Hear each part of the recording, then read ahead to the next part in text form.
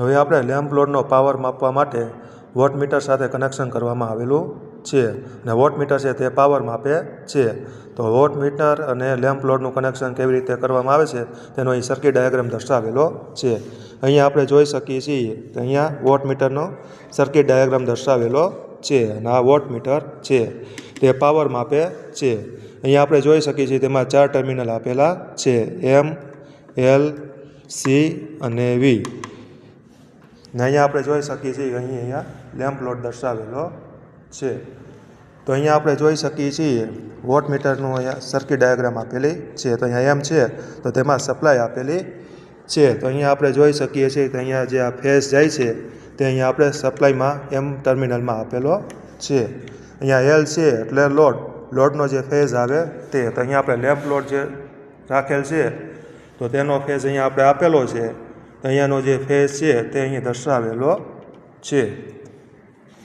ત્યારબાદ આવે છે સી એટલે કરંટ કોઇલ. તો કરંટ કોઇલને સપ્લાય આપવા માટે આપણે એમસીને શોર્ટ કરેલું છે. અને વી એટલે ન્યુટ્રલ. તો ન્યુટ્રલમાં 2 સપ્લાય આવશે, એક ન્યુટ્રલ તરીકે એક સપ્લાયની ન્યુટ્રલ આવશે અને એક લેમ્પ લોડ છે તેનો ન્યુટ્રલ આવશે. તો આ રીતે આપણે જે આ સર્કિટ ડાયાગ્રામ દર્શાવેલો છે તેના વિશે અહીં માહિતી મેળવી. હવે આપણે તેનો પ્રેક્ટિકલ દ્વારા માહિતી મેળવીશું. હવે આપણે લેમ્પ છે તે સ્ટેપ બાય સ્ટેપ ચાલુ કરતા જઈશું. અહીંયા આપણે જોઈ શકીએ એક લેમ્પ ચાલુ કર્યું, હવે બીજો લેમ્પ,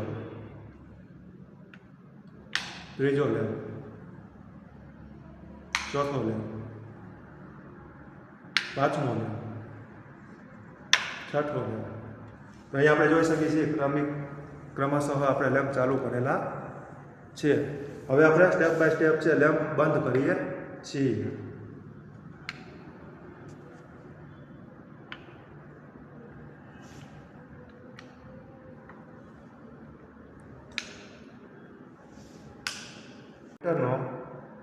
લેમ્પ લોડ દ્વારા આપણે સ્ટડી કર્યું.